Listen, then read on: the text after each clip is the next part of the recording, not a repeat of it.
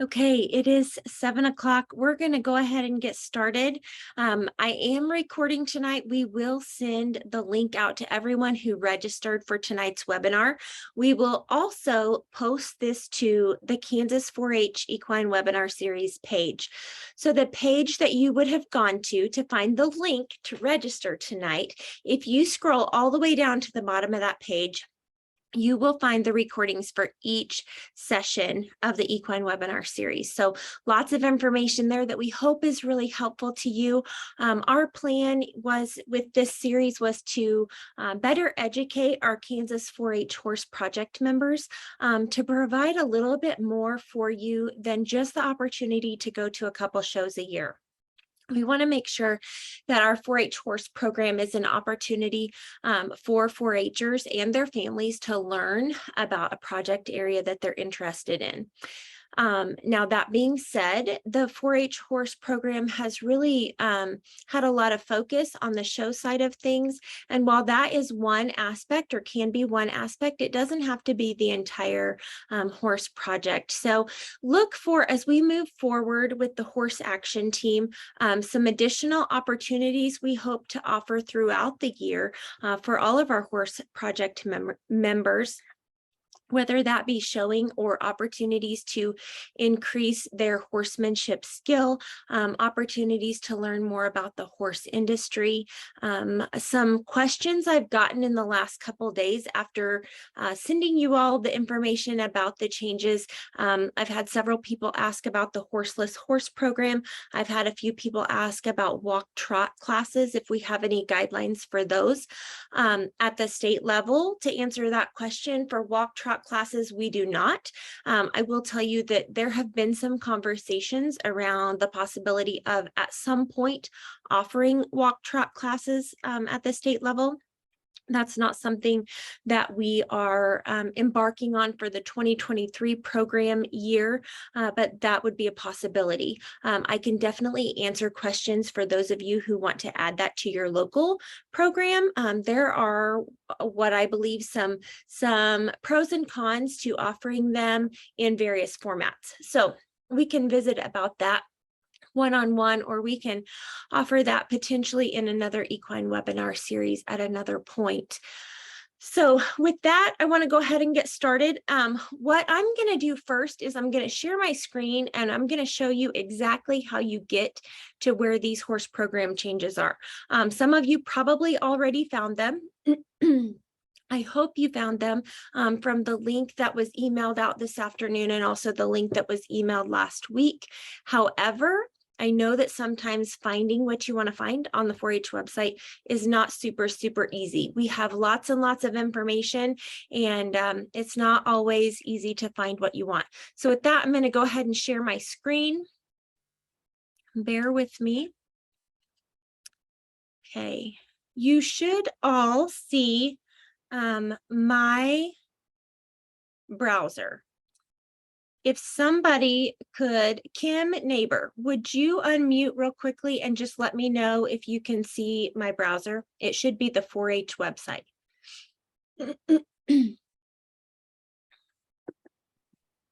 Yes, I can see it. Okay, perfect. Okay, so this is our general Kansas 4-H website. If you go to kansas4h.org, you should be able to find anything you want to about Kansas 4-H on this page. From here, I would go to projects, and I'm just hovering over the projects, go to animal science and click on that. And then you'll see all of our animal science projects listed here. Click on horse, obviously. And then this is the main page for horse.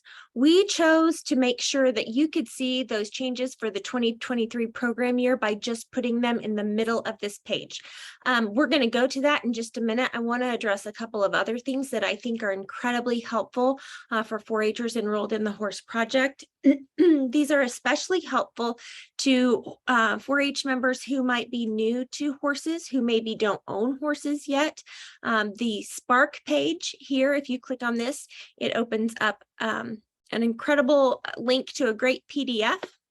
We're going to back up, and that tells you a little bit more about what you can do in the horse project. Clover Classroom is something that was developed while we were in the middle of COVID. If you go there, there are project pages for multiple projects. The horse safety Spark page is there. And I believe that we had some agents working on another Spark page. We've had county fairs and state fairs get in the way of some things. And so hopefully we'll have the rest of those updated soon. Other links that are helpful over here, find horse events. This is where you would find information about horse events that we have going on. And I'm going to share with you some dates before we finish up tonight. This talks about the horse achievement levels. The horse action team gives you horse districts, which according to our current district show system, there's information there. Horse Volunteer of the Year, a list of optional local classes, our state fair horse information, and then the link for tonight's webinar series. Additional resources are listed there as well. But for now, we're going to go to the update for the 2023 program year. Now, I wanted to share those with you pretty early to the program year because the 4-H program does begin on October 1st. So rather than read down through this, we're going to hit the high points. I did not prepare a PowerPoint for you this evening. We're just going to kind of go through, and I'm going to let you all read this at your leisure if you've not had the opportunity to do that. But just so that you have a little bit of a background, you may have noticed that our horse program has been declining in recent years in Kansas. And I think that's due to multiple things. There are lots of activities competing for our family's time, and the horse project can be can have a lot of overhead requirement, right? It requires a lot of time. It can require a lot of money and things like that. So I think that there are multiple reasons for that. But we had noticed a significant decline in our district horse shows participation, particularly in Northwest, Southwest, South Central, and Southeast. And to be honest with you, those districts were losing money annually and had very few participants. We were looking at in the 20s for the number of participants in each of those districts. And when you look at the fact that there are usually 15 to 20 counties or district extension units within those horse districts, that puts a lot of, it takes a lot of manpower to have those districts. And so we were looking at what are some things that we could do. And so as a horse action team, and then I had a committee of people that I worked with in the Department of Animal Science as well, we looked at what we could do to at least get us through 2023, because we did have some horse districts that it was imperative that we make some changes for them. So because we saw declining numbers at both the state level and the district level, we wanted to make some changes there. And what I'm going to start out with is the change to your horse ownership deadline. So you'll notice that in number 1, it addresses how a horse is properly identified for the Kansas 4-H horse project. Currently, that process is completing a horse ID form and having it signed by your local agent by May 1st of the current program year. We are going to change that for the upcoming year. The first point to notice is that we are changing that ownership deadline from May 1 to June 1. Here is something that is important to note. The state deadline is June 1. So in order to exhibit your horse at the state show, you must establish ownership by June 1. However, your county or your district may have a different ownership deadline prior to June 1. So you need to make sure that you're checking with your county to make sure that their ownership deadline is not different. Because if their ownership deadline is May 1 and you don't turn things in until June 1, you may not be eligible to exhibit at your local county or district show. So please make sure that you check with your local agent for those ownership deadlines at the local level. The other change to that is that you are no longer required to turn in a horse ID if your horse is registered in the 4-H member's name or an immediate family member's name by June 1st of that current 4-H year. Now, the definition of immediate family member is included in our current 4-H horse show rulebook. It's the same as what it is for the horse ID. That must be the 4-H member, their sibling, a step sibling. It could be the parent, a step parent, and I believe a grandparent. So we will want to double check that. And I will tell you too that the 4-H horse show rulebook will be updated as well. It will not be out by October 1, which is the beginning of the 4-H year, but our plan is to have it to you by January 1, and we will keep you updated as things progress. If you are leasing a horse, obviously you'll fill out the horse ID form with that owner's signature, but you must provide a copy of your registration papers if you're not completing the horse ID to your local agent, and allow them to make a copy of that. Okay, so that is the first item that I wanted to address, is horse ownership. So I'm going to give you all a chance. If you have questions at this point, let's go ahead and put those in the chat. I'm going to wait just a few minutes. Let's see. Okay. So I do see that we already have one question in here from Ricky. Ricky asks, who makes the decision on the date on the local level? The extension agent, the Horse Project Advisory Board, that would be made, it varies on the local level. It could be made solely by the extension agent, depending on what that relationship is with the local extension board and with the local 4-H PDC. My recommendation to agents would always be that they work with their local 4-H PDC to establish those deadlines and then have approval from the board. However, our 4-H agents or our extension agents are responsible for carrying out the mission and the program of 4-H in your local unit. So it is very possible that your extension agent could be solely responsible for that. Okay, any other questions regarding ownership? We'll wait just a minute longer. Okay. Oh, if you have a horse that is registered, but you choose not to update the paperwork into your name after purchasing the horse, are you able to just use a horse ID paper? So I'm assuming, Ricky, that you're asking that if you choose not to have the horse registered in your name, if you can just use the horse ID. Absolutely.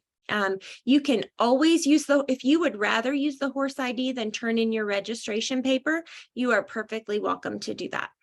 Yes.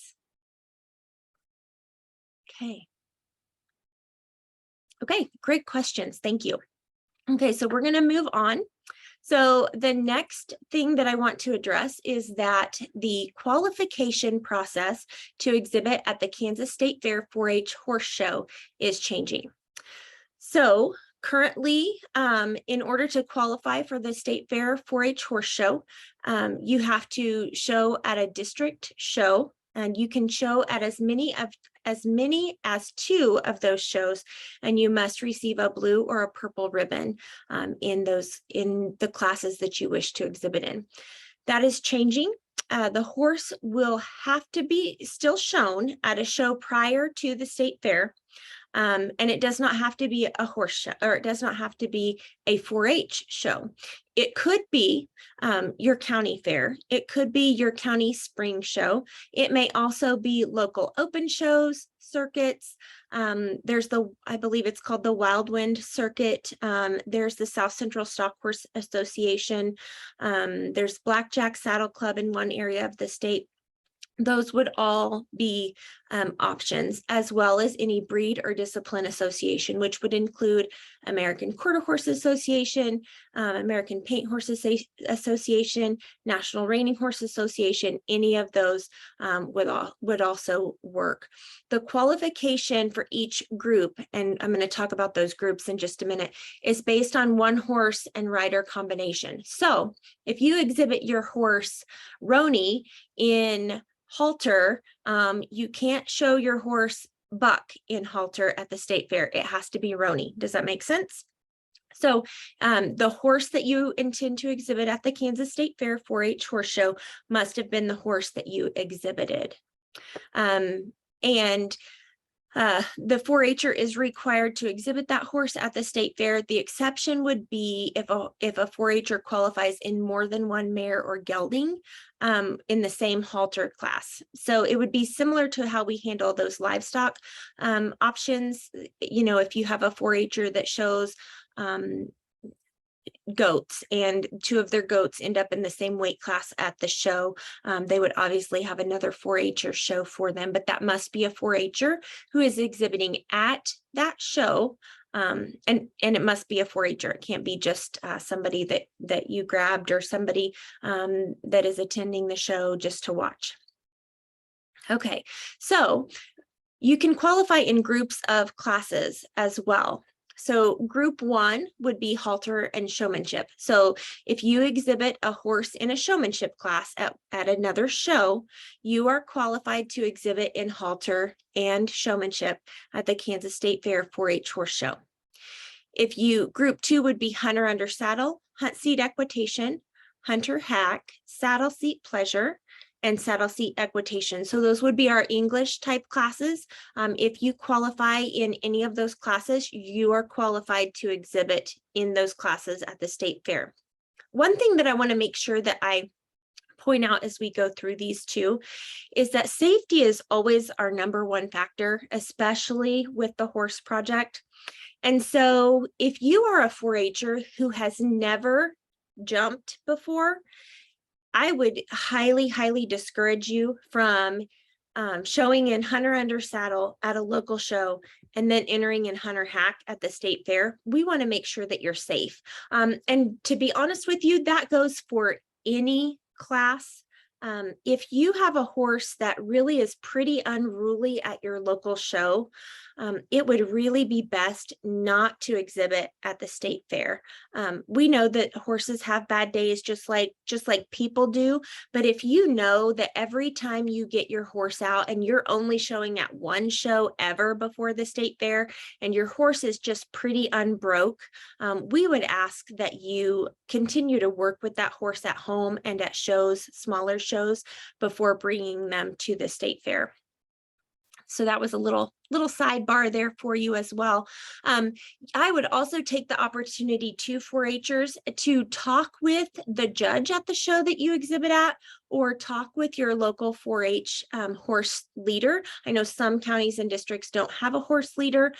Talk to a knowledgeable adult and ask them, do you think that my horse is qualified or is of the quality to exhibit at the state fair? Because one thing that I'm sure you've noticed is that we're not requiring that you receive a certain ribbon or a certain placing in order to exhibit at the state fair. We are just requiring that you exhibit at least one show prior to that. So we want to make sure that everyone is being safe, and it's the state fair. We want to make sure that our state fair horse show is a quality horse show. So moving on into group 3. Group 3 includes Western pleasure, Western horsemanship and trail. Group 4 would be our ranch type classes. So ranch rail, ranch pattern, ranch trail and reining. And then group 5 is our speed events, our barrels, pulls, and flags. So we do expect that next year at the state fair, there's a very real possibility that our numbers could increase. We had about 90 exhibitors this year. And so we do expect those numbers to go up for next year. The next requirement in order to exhibit at the state fair is that you complete the Kansas 4-H Equine Webinar Safety episode. So we will release an equine webinar that will be on horse safety. There is a quiz that will go along with that. You can participate live, or you can participate utilizing the recording, but we will be keeping track of that to know for sure who has completed that. And that is kind of similar to what that YQCA requirement is for our state livestock shows as well. We want to make sure that everyone is being safe and understands good horsemanship skills. The next requirement is that you would complete your online entry information in the Kansas State 4-H Horse Show via ShowWorks by August 1st of the current program year. That is through the Kansas State Fair's website. And just as a point of clarification for you, the Kansas State Fair does receive our 4-H Horse Show entries. They also receive all of the stalling reservations. But once they receive the horse show entries, the show is actually turned over to me, to the Kansas 4-H office. And next year we will have a horse coordinator again. But as far as stalling and that type of thing, that all stays with the state fair. So those are questions that would be directed to them. So you are limited as an exhibitor to enter in only those classes that you qualified for a particular horse. And you need to be prepared to show proof of exhibition via a signed affidavit by show management.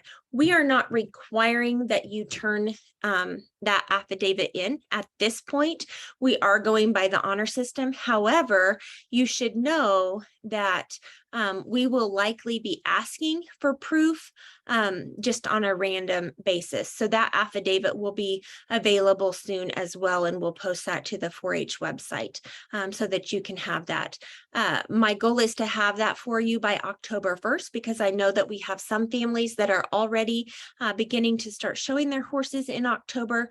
And you know, you could potentially qualify your horse for the state fair as early as October if you go to a horse show as early as October. So you're not limited as a 4-H horse project member to the total number of horses you can exhibit. You can show more than one horse in a few classes. Those classes are obviously classes.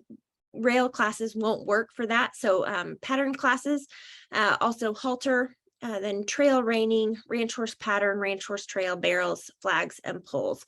If you have multiple horses in a halter class, you can have another 4-H exhibitor who's currently enrolled exhibit that horse. Okay, and I see some questions coming in, and I will address them here in just a minute. So we addressed horse ownership.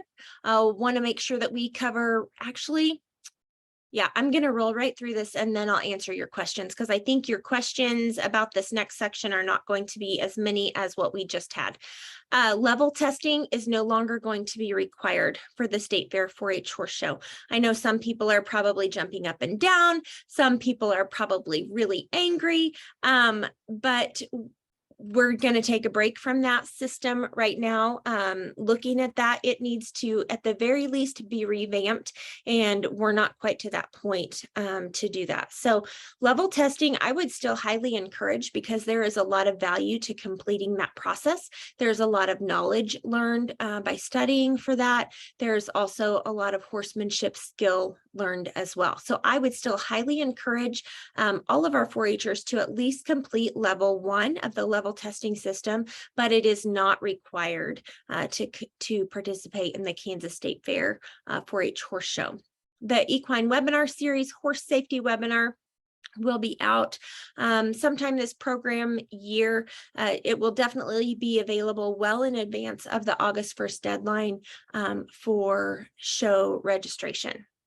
Okay, so with that, I'm going to, I think I'll continue to share my screen in case there's something that we need to scroll back to. I'm going to scroll through our comments really quickly. I see a message directly to me. If that's something you want to address privately, then definitely shoot me an email and we can address that privately. But if you're okay with me answering questions on here, I think that that's helpful to everyone. Go ahead and shoot those and send them to everyone in the chat if you don't mind. We're going to go back up. So the first question comes from Susan, and Susan asks, besides the honor system, how will we know the fellow exhibitors that the child riding is qualified? Right now, it is just the honor system. And I will tell you that this is, and not that the horse project is exactly like our livestock projects, because we know that it is not, but our livestock projects, in order to exhibit at the state fair, also have that honor system in place. There is a rule in the state fair rules that a 4-H'er is supposed to exhibit at another show, could be their county fair, could be a spring show, before they exhibit at the state fair.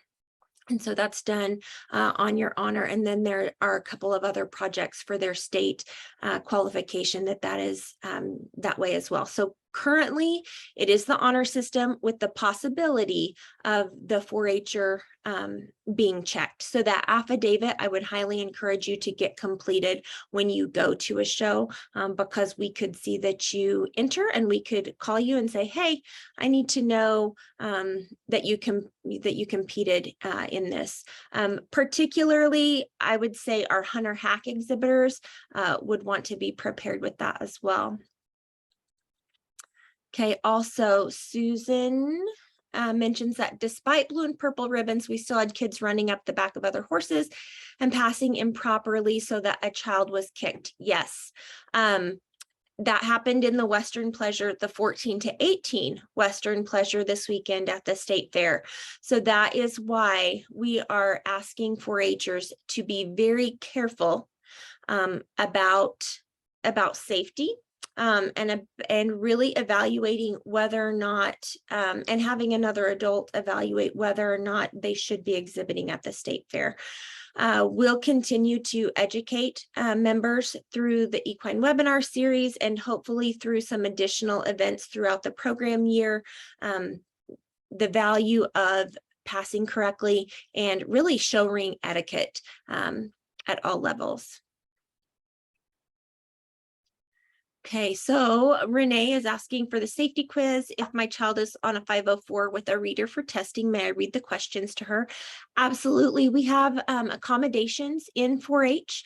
And so if you need accommodations, there's an accommodation process, and reach out to me and I can get you started on that process through the university. Okay, Susan is asking, if we're so worried about entries, why not bring back an all breed show? If you're asking about an AQHA show or an APHA show at the state fair, that's a question for the state fair. Those shows were a cooperation between the state fair and those breed associations. 4-H has only worked with the 4-H show. Let's see, Renee is asking, we have a show September 25th at our barn we board at. Is it okay to include that show in the affidavit? You could include it in the affidavit. However, we did specify that that qualification period is actually October 1st through August 1st. And so you would need to go to an additional show after that September 25th show. Let's see, Joy, thank you for your comments. Joy says she thinks this is great and it's going to open up opportunities for more participants in the state level and makes it consistent with livestock projects.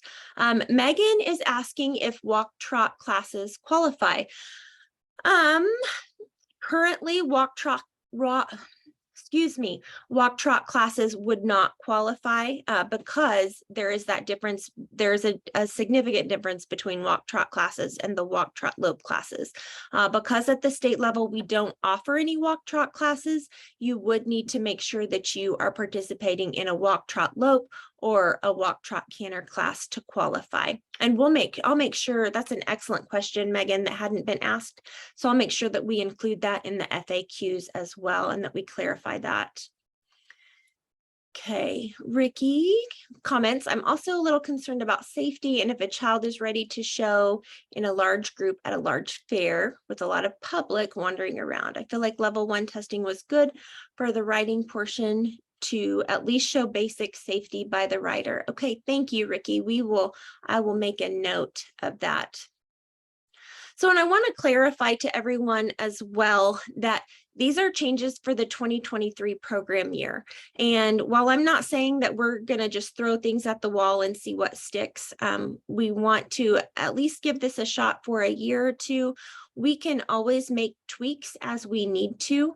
I'm excited about some of the conversations that I've had with some 4-H horse supporters around the state and with our 4-H horse action team about some other potential opportunities for our 4-Hers, whether that be educating them more just on basic horsemanship or on some additional opportunities to exhibit horses or even just get involved in the horse industry.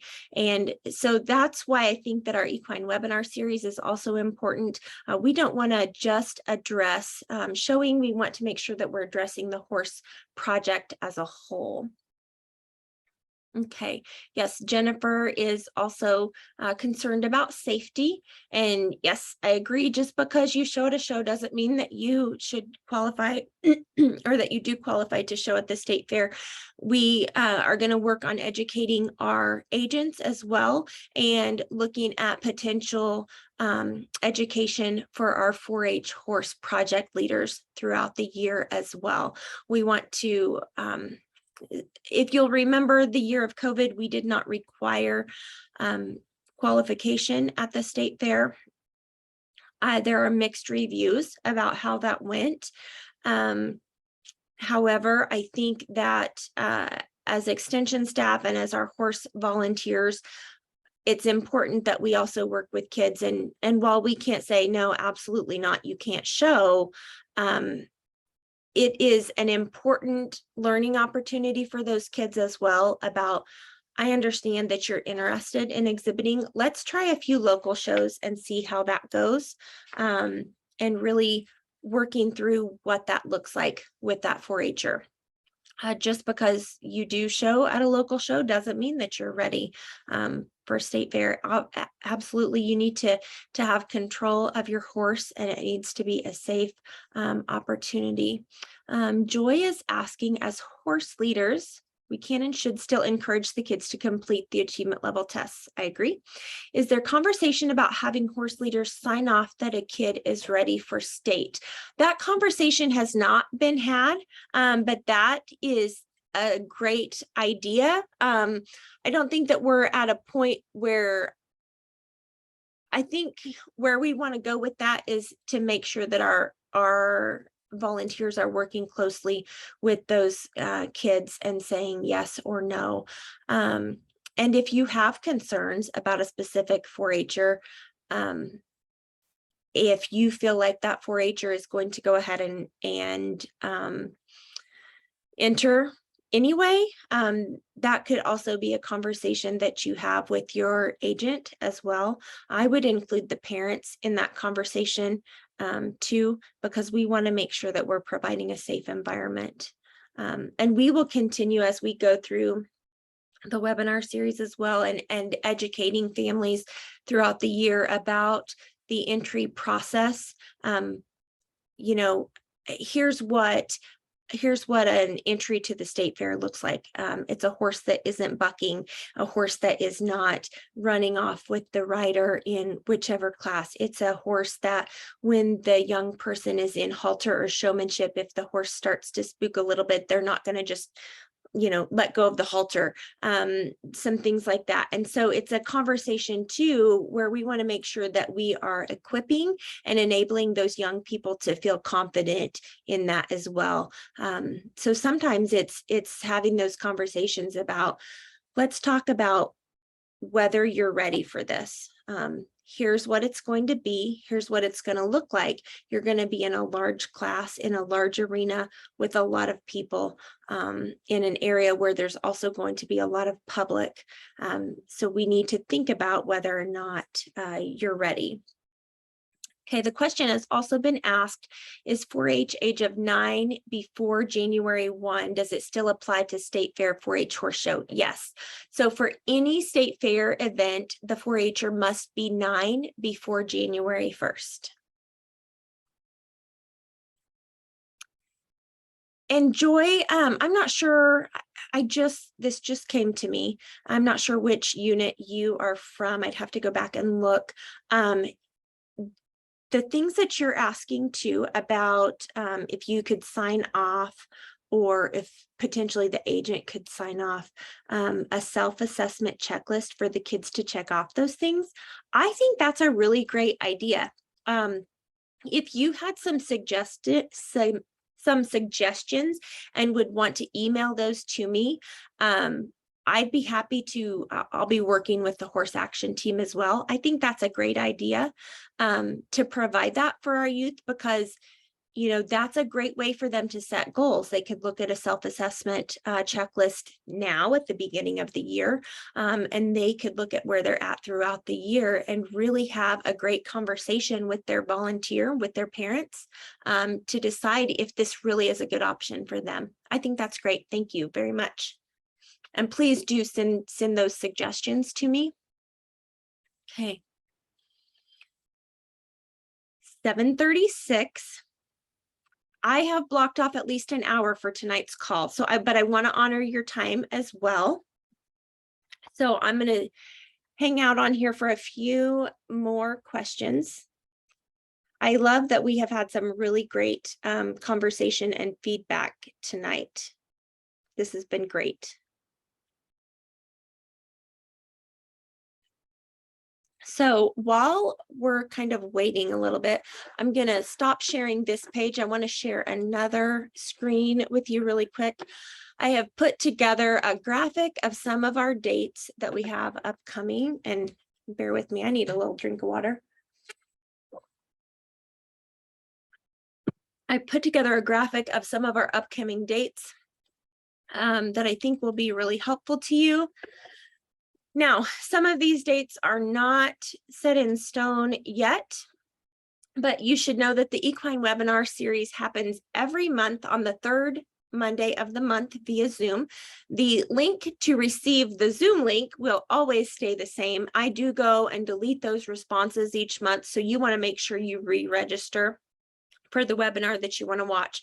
However, if you cannot get on the webinar, it's always posted. I either post it the same night of the webinar or I post it first thing in the morning. Horse Panorama is currently scheduled for January 27th through the 29th at Rock Springs. I will tell you that there's a very real possibility that that could change to a one-day event. I know that we have some Western Kansas counties that need to come in the night before. So it's a very real possibility that we could come in Friday night. We would hold the event on Saturday and go home, have awards and go home on Saturday. And until numbers climb, it's likely that we'll keep that to a one-day event. Right now, it is still listed for January 27th through the 29th. But just know that it's a very strong possibility that that will change. Ownership deadline is listed there too, June 1st, when it's due in your local office. However, do check with your local agents because I did hear a little bit of feedback this weekend that there's a possibility that at least one of those local units will maintain the May 1 deadline for their local shows. The state judging contest will happen in June. We are in talks right now with the Kansas State University horse judging team about what that looks like and when that will be. We did hold those the same week as the K-State horse judging camp.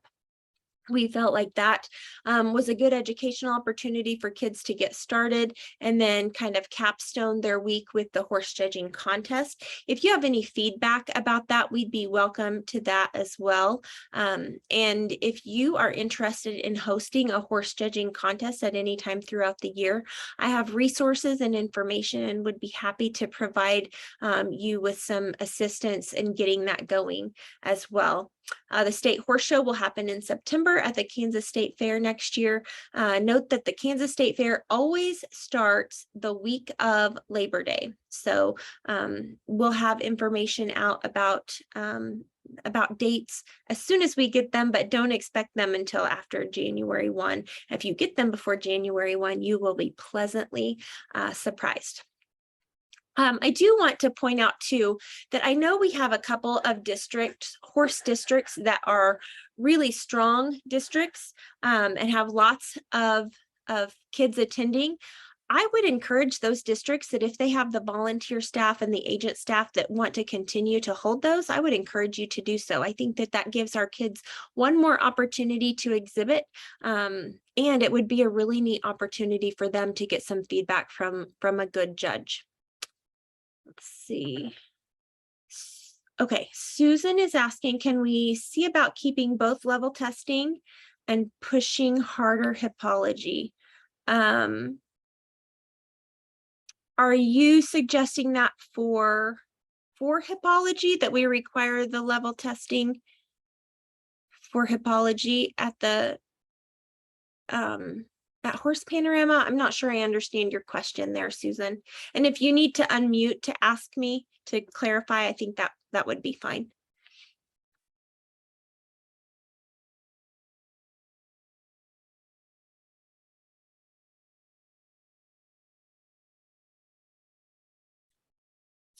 I will tell you, I had a parent reach out today who's new to 4-H and they're interested in the Horseless Horse Project. They're not in a position to own a horse at this point. And so she was asking me about what her 4-H'er could do in the Horseless Horse Project. I would encourage any county to encourage those 4-H'ers who are interested in horseless horse to participate in things like hippology and quiz bowl and horse judging. Those are great horseless horse activities for them. Okay, more to support the level testing. Those questions are good basic care questions. Yes, Susan, those level testing books will still, Susan is doing double duty tonight, riding her horse and asking questions.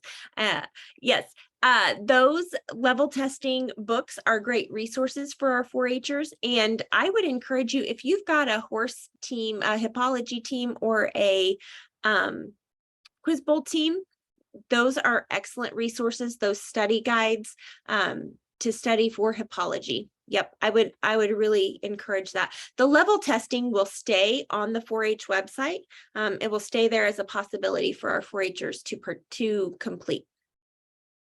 And I still would encourage it. Okay. Any other questions?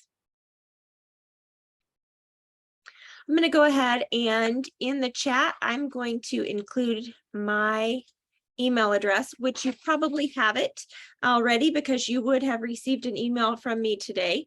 But just in case you need it again, it is klnordyke@ksu.edu. I work from home, so I work remotely out of Winfield and have an office in Parsons as well, and then travel to Manhattan periodically. But I'm always available via email, and my cell phone is included in my email signature line as well. So that is a phone that is a line that is open to you all to contact me as well. So it is 7:43 and it doesn't look like we have any other questions, but I know that sometimes we think of questions later. If you do think of those, please email those to me.